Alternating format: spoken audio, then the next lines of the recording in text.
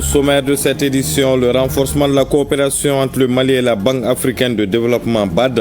L'institution financière a une stratégie sur 5 ans pour soutenir le gouvernement malien. Le document de stratégie était au cœur de l'audience accordée par le Premier ministre à la vice-présidente de la BAD. Mettre en place une stratégie de communication gouvernementale assortie d'un plan d'action et d'un budget, tenir des sessions de formation des journalistes pour une meilleure riposte à la désinformation, ce sont là, entre autres recommandations formulées au terme de la session de renforcement des capacités sur la communication gouvernementale. Voilà pour les titres. Mesdames et messieurs, bonjour. Et bienvenue aux informations. Nous ouvrons ce journal par cette audience que le Premier ministre, ministre de l'administration territoriale et de la décentralisation, a accordé à la vice-présidente de la Banque africaine de développement au centre des échanges, le renforcement de la coopération entre le Mali et l'institution financière à travers son document de stratégie pour les 5 prochaines années. La BAD veut soutenir le gouvernement malien pour le développement socio-économique du pays. La vice-présidente de la BAD s'est exprimée à l'issue de l'audience au micro de Mamari Kone et Aliou Touré.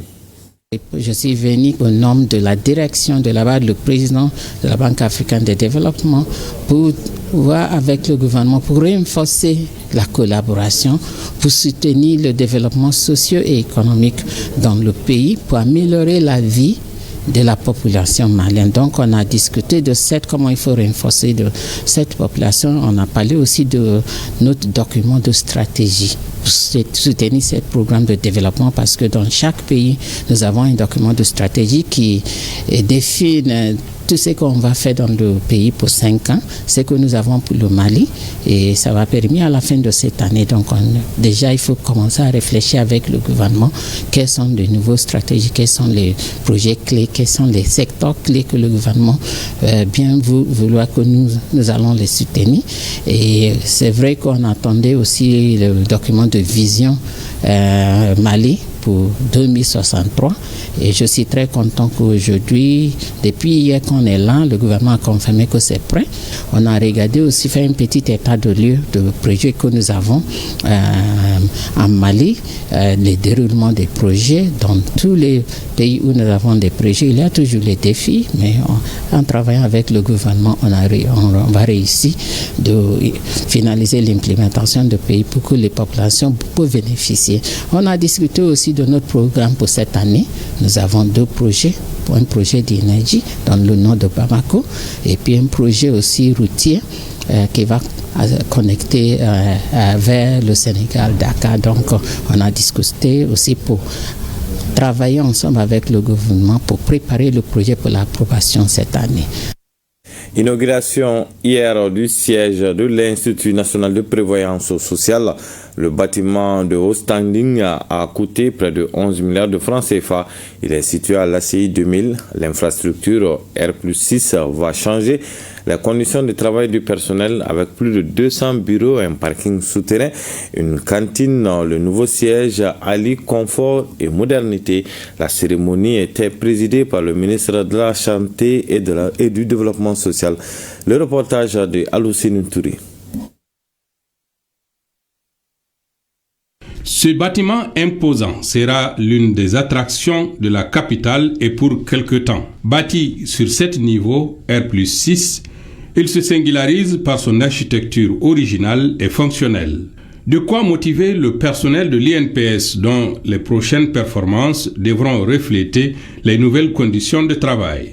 Ce bâtiment flambant neuf qui fait la fierté de la direction et du personnel de l'INPS est conçu selon les normes de développement durable avec 3 sources d'énergie. Avec ces nouveaux sièges, l'INPS réalise un double avancée. Une réduction des charges locatives de l'ordre de 1,07 milliard correspondant au loyer de plusieurs directions centrales. Un cadre de travail moderne et écologique. Le complexe s'étend sur 5000 mètres carrés et comprend un bâtiment principal de 7 niveaux R+6, équipé de 225 bureaux, 3 salles de réunion, une cantine et 6 coins de café. Il est conçu selon les normes de développement durable avec panneaux solaires pour production énergétique propre, système de climatisation basse consommation, luminaires LED et murs isolés thermiquement. L'alimentation en électricité est assurée par 3 sources. Un poste de transformateur EDM, un groupe électrogène de 1000 kVA, un système d'énergie solaire. Cette réalisation s'inscrit en droite ligne de la politique du gouvernement, politique visant la rénovation et la modernisation du patrimoine de l'État. Le gouvernement du Mali, sous le leadership du général d'armée Assimi Goïta, président de la transition, chef de l'État, est engagé dans une dynamique de modernisation du patrimoine immobilier de l'État pour le bien-être des populations maliennes. La construction de ce nouveau siège de l'Institut national de prévoyance sociale s'inscrit parfaitement dans cette vision. Offrir de bonnes conditions de travail aux employés est une exigence. Chez nous, on dit une mission, c'est les moyens. Donc il faut mettre les moyens pour que les travailleurs puissent bien travailler. C'est une exigence non seulement légale, mais également morale. C'est aussi un indicateur du respect et de la considération que les dirigeants d'une organisation accordent à leurs travailleurs.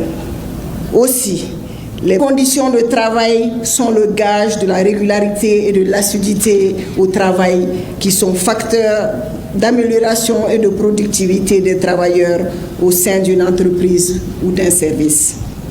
Ce nouvel édifice, financé entièrement par l'INPS sur fonds propres, se distingue par son architecture traditionnelle et coloniale tout en restant moderne dans le style et est en harmonie avec son environnement. L'ardeur au travail des uns ainsi que la bonne volonté des autres ont été salués et récompensés avec la remise d'attestations.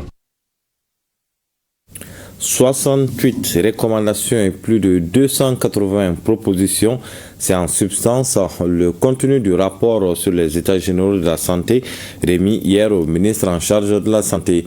Le financement du plan d'action décennal coûtera à l'État plus de 1000 milliards de francs CFA pour résoudre le problème du personnel dans les centres de santé, surtout dans les zones les plus éloignées. Le plan prévoit le recrutement de plus de 5000 agents de santé par an. On en sait davantage avec Koumba Sissi. C'est désormais consigné dans un seul document intitulé « Rapport final des États généraux de la santé ». Ce rapport contient les cris de cœur des populations ainsi que des professionnels de la santé et de l'action sociale afin d'assurer une meilleure couverture sanitaire au Mali d'ici à l'horizon 2034.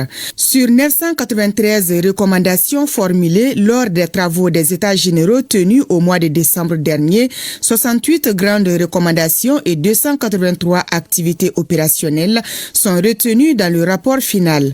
Un rapport est remis officiellement au chef du département de la santé par la présidente de la commission d'organisation. Ce processus qui a mis au centre les patients prend en compte les principes qui fondent l'action du gouvernement. C'est pourquoi je voudrais vous féliciter pour ce résultat. Je note la prise en compte de la médecine et de la pharmacopée traditionnelle dans une logique de complémentarité pour avoir un système de santé qui n'exclut aucune compétence.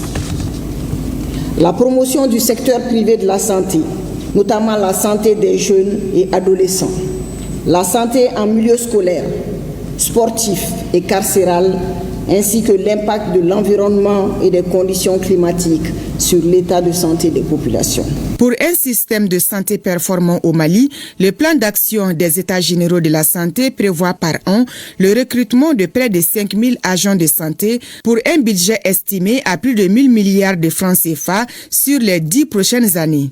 La deuxième étape, qui est aussi importante, voire plus, va concerner la mise en œuvre du plan d'action.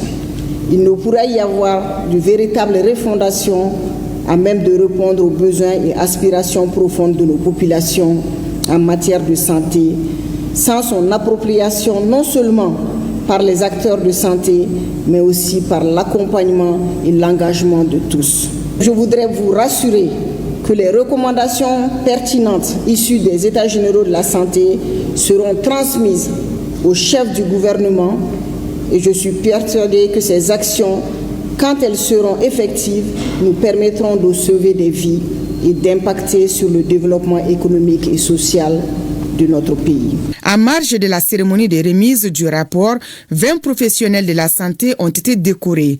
5 personnalités, dont colonel Assaba Diallo Touré, professeur Sambasso et Djeminatou Sankaré, ont reçu la médaille du commandeur du mérite de la santé et 15 autres ont été décorés chevaliers du mérite de la santé. Au moment de recevoir le rapport des GGS, je reçois une distinction. Ça veut dire beaucoup de choses. Et ça m'engage. On vient de nous remettre encore une nouvelle patate chaude dans la main. Parce que ça veut dire qu'on n'a plus droit à l'erreur. On doit toujours essayer de faire mieux. Merci à tout ce personnel de la santé qui ont eu aujourd'hui des mérites. Et dire à ceux qui n'ont pas reçu aujourd'hui que le meilleur est à venir.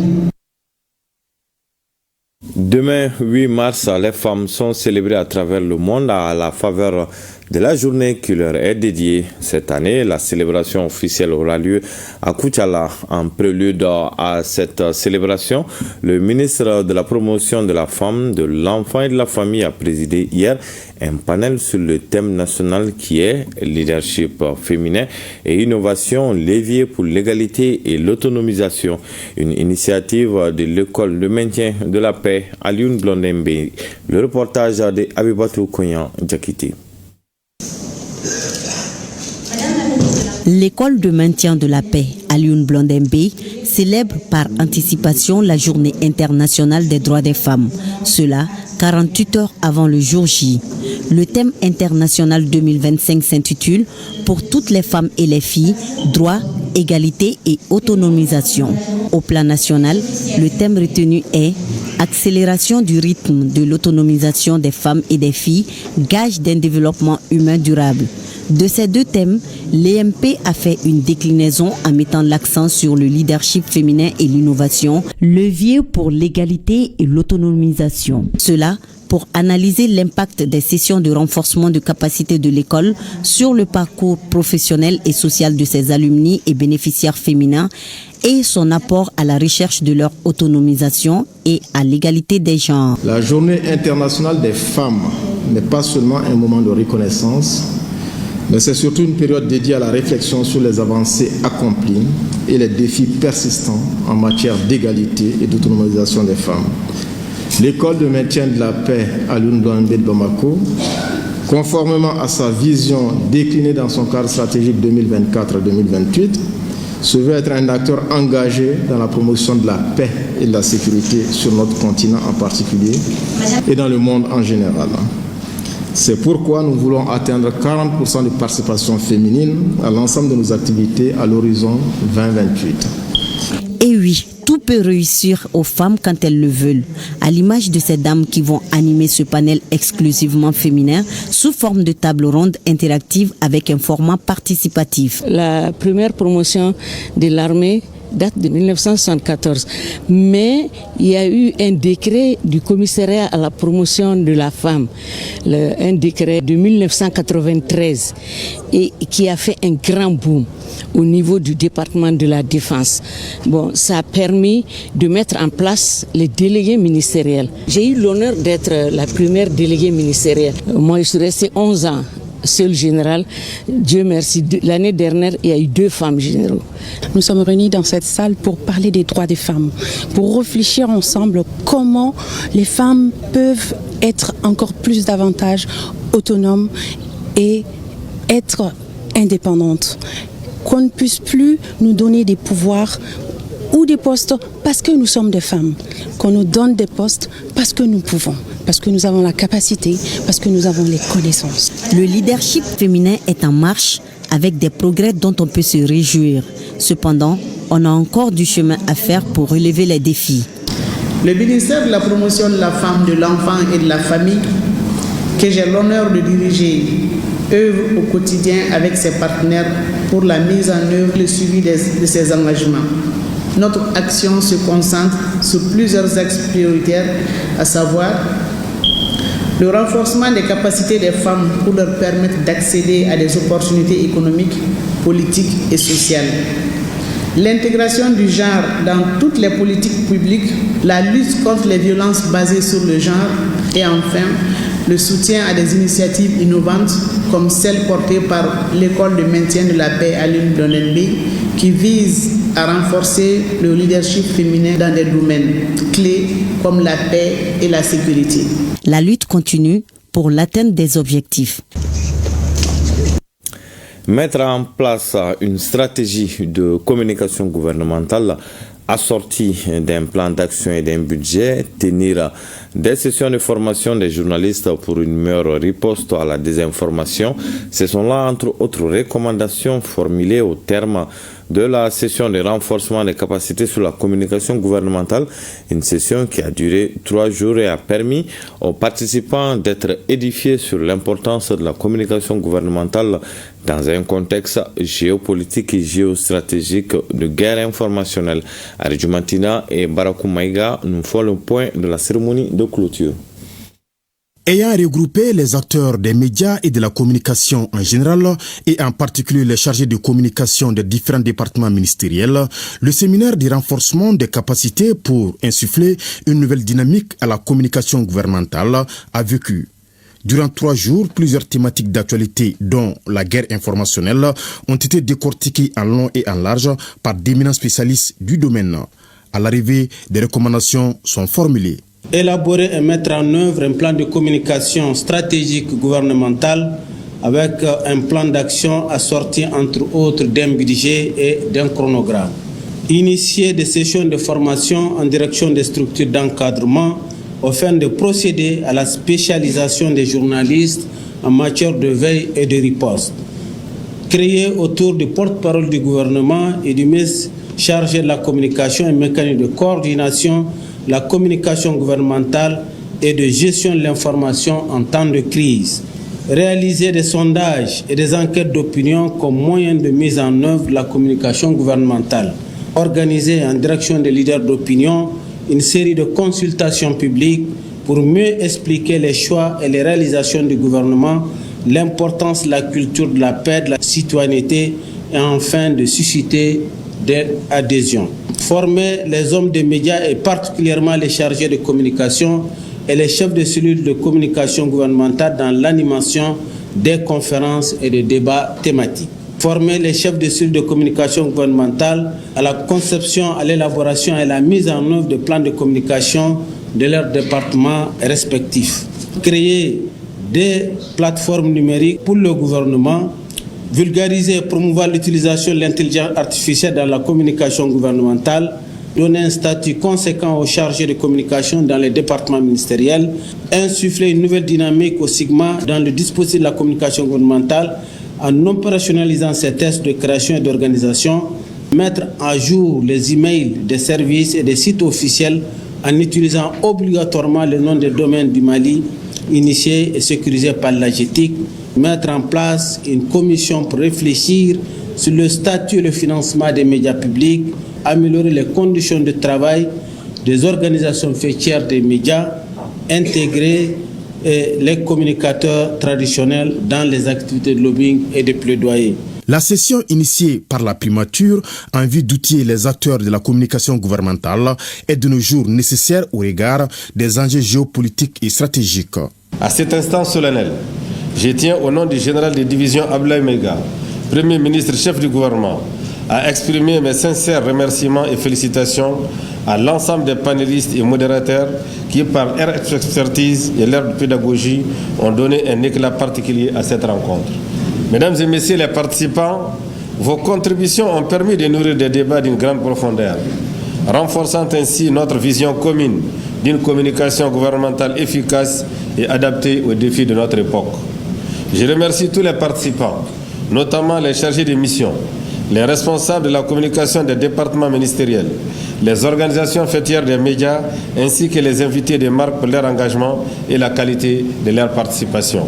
La communication gouvernementale consiste à faire connaître à travers les méthodes les plus compréhensibles par tous le fonctionnement et les formes d'intervention des différentes structures de l'État.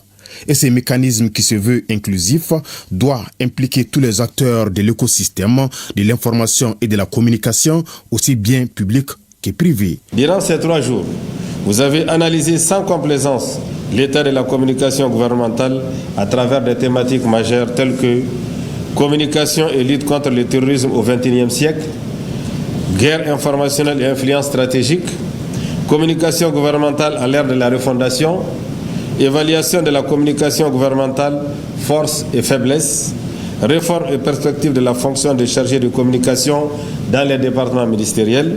L'organisation de cet atelier par le gouvernement témoigne de sa ferme volonté de vous associer pleinement à l'amélioration de la communication de l'État. Nous avons que les médias jouent un rôle de premier plan dans la vulgarisation de l'action gouvernementale et nous comptons sur les médias de proximité, véritables relais pour atteindre nos populations juste dans les zones les plus reculées du pays. Soyez assurés que les recommandations ici de ces travaux seront transmises avec diligence à son Excellence le Premier ministre, chef du gouvernement pour leur prise en charge effective. Au nom de son Excellence le général d'armée Assimi Goïta, président de la transition, chef de l'État, président de la Confédération de l'Alliance des États du Sahel et du Premier ministre, je vous adresse les salutations et les remerciements du gouvernement pour votre engagement et votre participation de qualité. Les 3 jours d'échange, de réflexion et de contribution marqués par des propositions pertinentes jettent ainsi les bases d'une stratégie ambitieuse et cohérente pour dynamiser la communication gouvernementale. Congo Futini, c'est le nom d'un livre qui vient de paraître. Il est signé Arnold Grosjean. Arnold Grosjean, un ressortissant belge résidant au Mali depuis 2008. Photographe de son état, Arnold Grosjean s'intéresse beaucoup à la vie des enfants de la rue. Dossé Baba Diarra et Abdoulaye Samake ont assisté à la cérémonie de présentation du livre. Congo Futini, ou en français Problème mineur, est un livre de 222 pages comportant les photos des enfants de la rue. Dans la confection du livre, ces photos sont toujours accompagnées de récits qui expliquent les sentiments de ces enfants en situation dramatique et de désespoir, le plus souvent dans la rue ou le long des routes. C'était en 2013. Ce qui m'a poussé à commencer cette thématique, c'est déjà de voir ces enfants de la rue. C'était pour moi quelque chose de nouveau. C'était mes premières années au Mali, donc ces enfants m'ont vraiment interpellé en fait. Et j'ai commencé à vouloir leur apprendre la photographie comme moyen de thérapie. Congo Futini est également une petite fenêtre sur la vie des enfants de la rue. Son auteur tient à contribuer à la recherche des solutions susceptibles de les aider à s'épanouir, raison pour laquelle plusieurs personnalités et responsables d'ONG ont été invités à cette cérémonie de présentation. Un livre qui finalement a pu se concrétiser grâce au soutien de la coopération belge et de la coopération suisse. Donc c'est l'aboutissement de tout un projet et ce livre qui a enfin été imprimé peut être présenté ce soir à Bamako en présence du photographe, de l'artiste et de tous ceux qui ont permis à ce livre de devenir une réalité.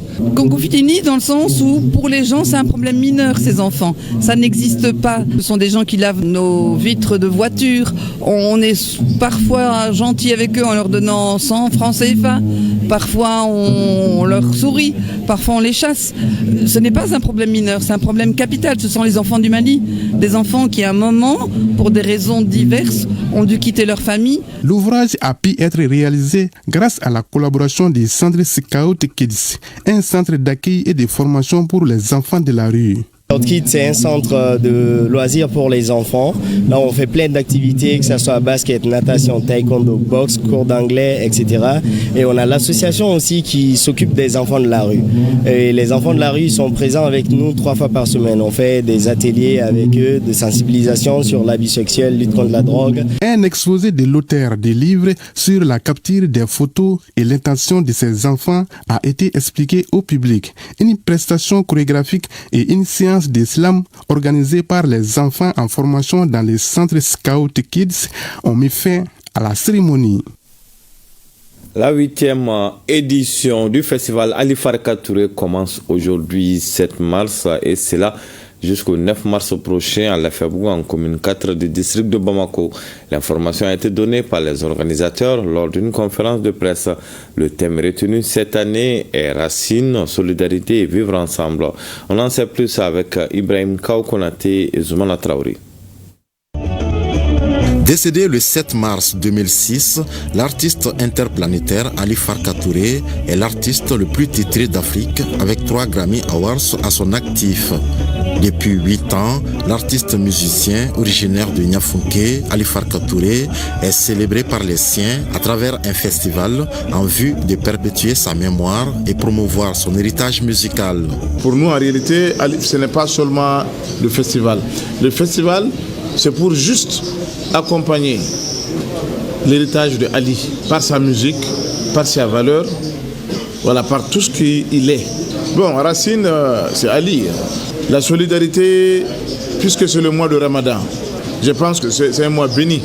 On ne peut pas expliquer Ali. Ali, il est un peu dans... Il est tout. C'est un marabout, c'est un... Comment on appelle? Il est dans toutes les couches. Si le Ramadan coïncide avec son anniversaire, on ne va pas le bouger.